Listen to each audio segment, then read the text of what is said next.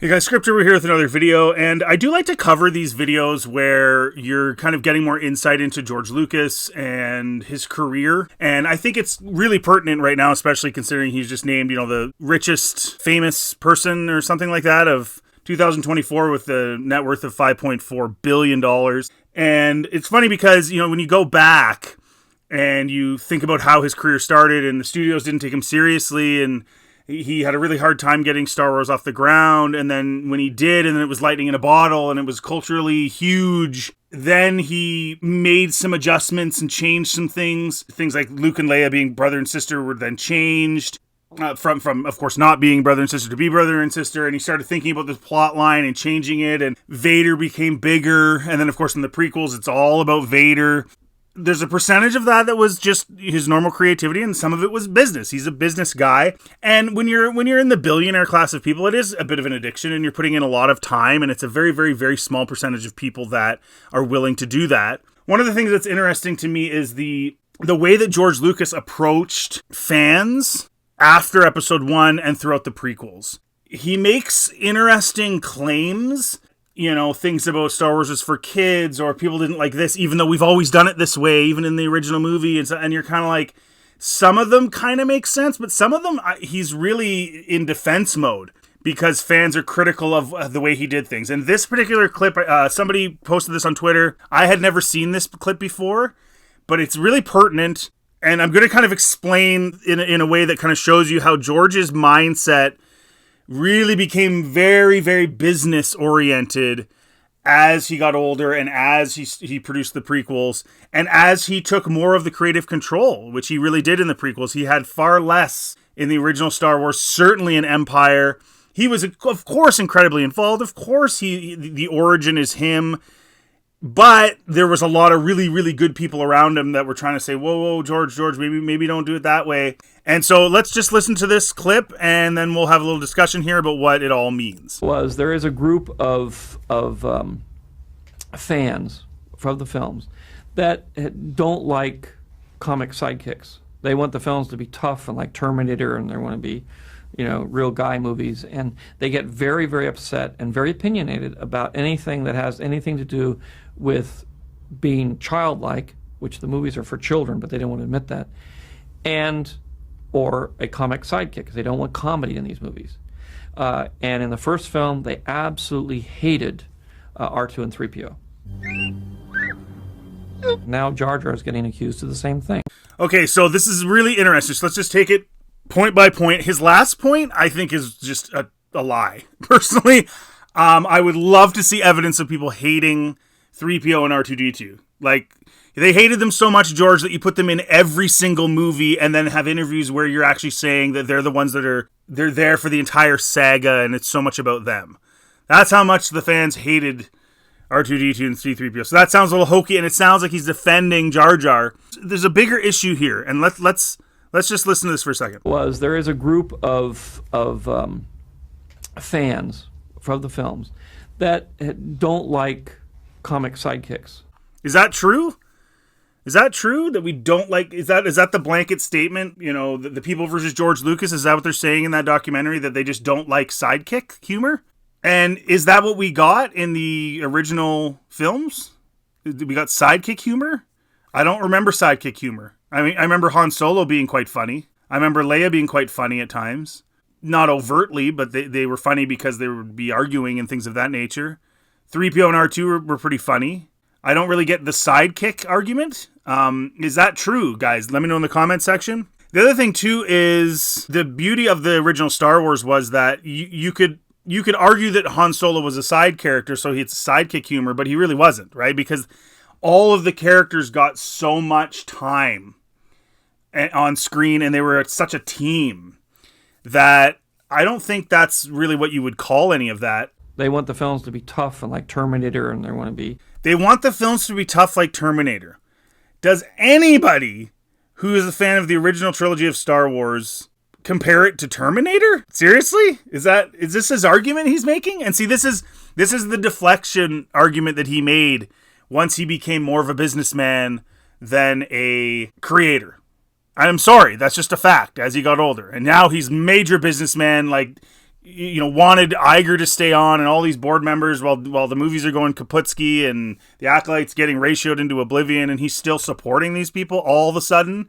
The white slavers, he called them, now he's supporting them because stocks, money, that's his main priority, which at his age is a little disappointing. I'd like to think when I become an old man, if I had a lot of money wouldn't be that important to me.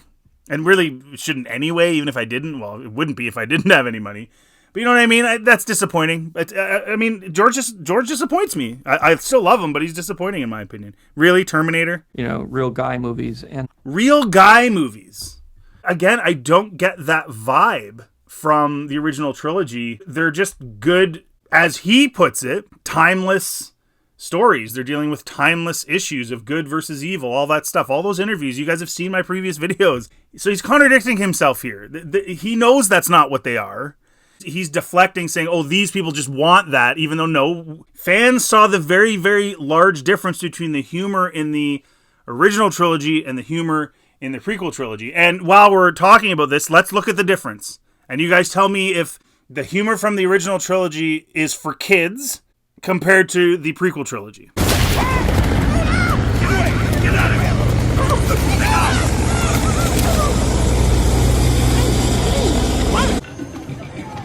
This is very, very bad. Oh! Go! Huh? Don't touch anything.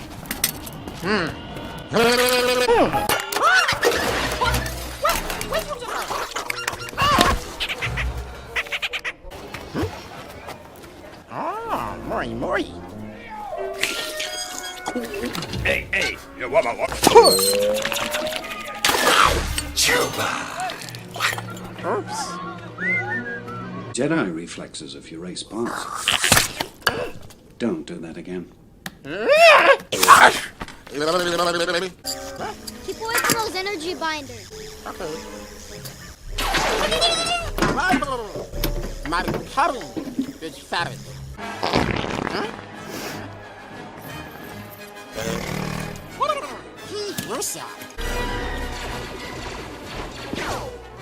My legs aren't moving. I must need maintenance. Mistake. I'm programmed for etiquette, not destruction. What did I say? Oh dear, I'm terribly sorry about all this. I'm trapped. I can't get up. R2, what are you doing here? Egg! Now, where are you taking me? This is such a drag.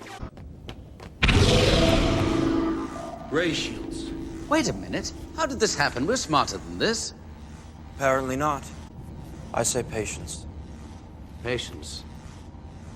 Yes. R2 will be along in a few moments, and then... Thank you. How are you? We're sending a squad up.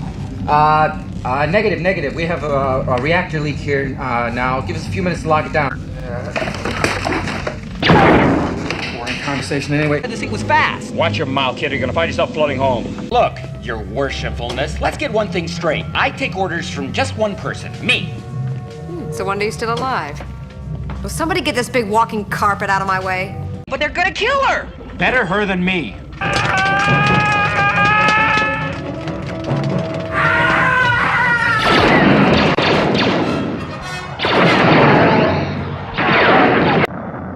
Come here, you big coward. Chewie. Didn't we just leave this party?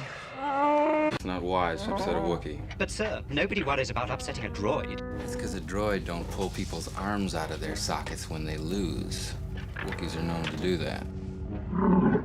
Governor Tarkin, I should have expected to find you holding Vader's leash.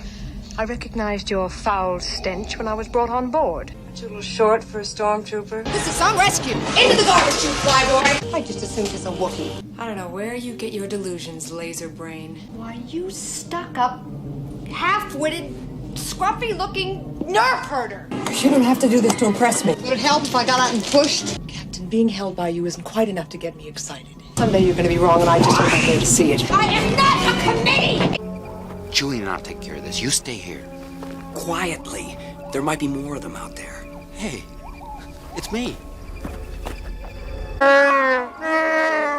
Great, Chewie. Great. Always thinking with your stomach. Well, why don't you use your divine influence and get us out of this? I beg your pardon, General Solo, but that just wouldn't be proper. Proper? I got it! Shut down all the garbage matches on the tension level! No! Shut them all down! Hurry! What? Listen to them. They're dying, R2. Just open the door, you stupid lump! I never doubted you for a second. R2, come back at once. You haven't finished with me yet. You don't know how to fix the hyperdrive. Chewbacca can do it. I'm standing here in pieces, and you're having delusions of grandeur. They get very, very upset and very opinionated about anything that has anything to do with being childlike, which the movies are for children, but they don't want to admit that. So the movies were not for children when they first came out. There is not a single interview you're going to find of George Lucas in 1977 saying that this was a kid's movie.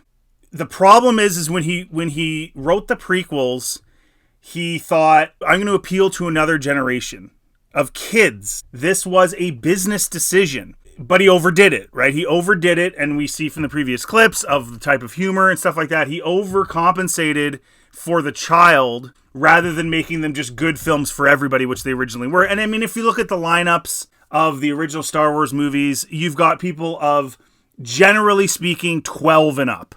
That's what you see. You see 12 and up. So, and you see way more adults than you see kids. But it's for, say, 12 and up. It's not for, quote, kids. It's not for little kids.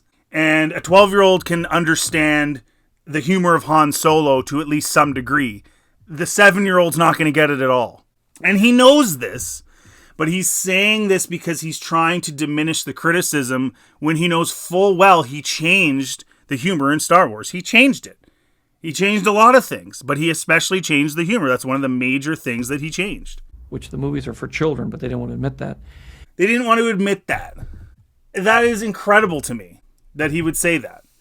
This is what happens when you don't want to admit that actually you're the one who changed stuff and the fans have been the same. They didn't change anything. You're going to sit there and tell me that Han Solo's joke about, everything's fine up here, everything's fine. He changes his voice and acts like everything's fine. And then he shoots it with a blaster when they're saving Leia. That's the same type of humor as an alien cow farting on Jar Jar. Or Jar Jar slapstick flopping around and getting a helmet stuck to his foot and shooting a whole bunch of droids that should have blasted him out of oblivion. Or 3PO's head getting knocked off and getting stuck on another droid. You're really comparing that to the OT humor? It's not the same. And it is more childish. But I don't even think a 12-year-old finds all that funny. I think a 6-year-old would.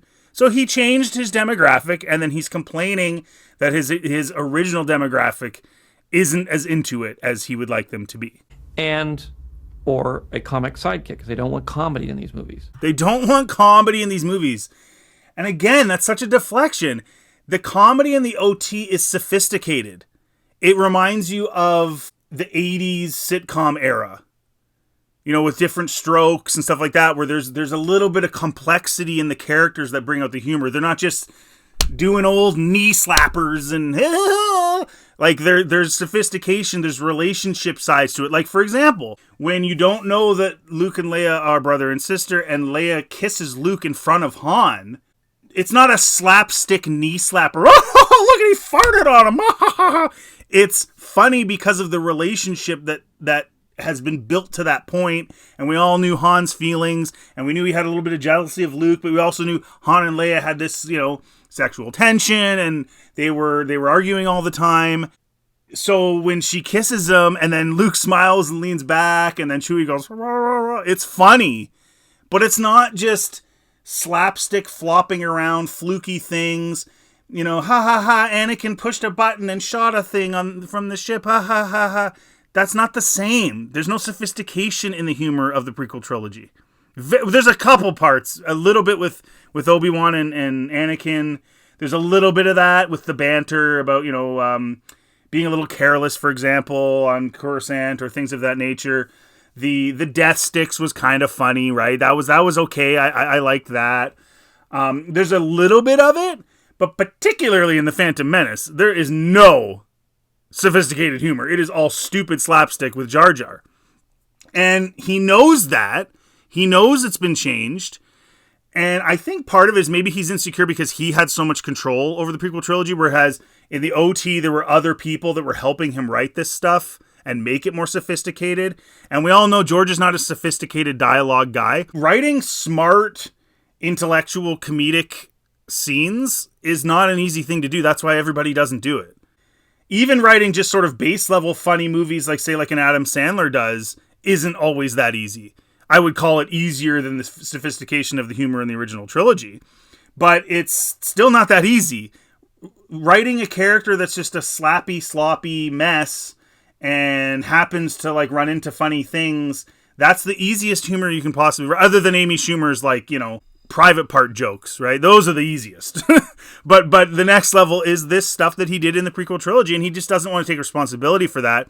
And it is a downgrade. It is. It doesn't mean the prequel trilogy sucks. This is just one of the things that isn't very good about it, is the humor. It's just not very good. And he knew that, and that's why Jar Jar's role was diminished quite significantly in the subsequent films, because he knew nobody liked him, and there was a reason. He's just now deflecting.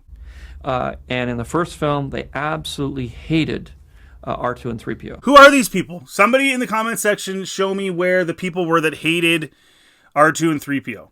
They hated 3PO and R2 so much that they came back in droves, and it made $3.7 billion with inflation. Come on, George. I'm not buying it. Again, show me in the comment section, guys, if you know of some evidence of this. Is it one guy, George? Is it just a couple of guys? Because I don't think it was very many people that thought that. And if he thought that, and again, I go back to it, so Jar Jar's role was diminished after people didn't like him. He didn't diminish R2 and 3PO's roles. He expanded on them. Maybe it's because they sold a ton of toys and people actually really liked them.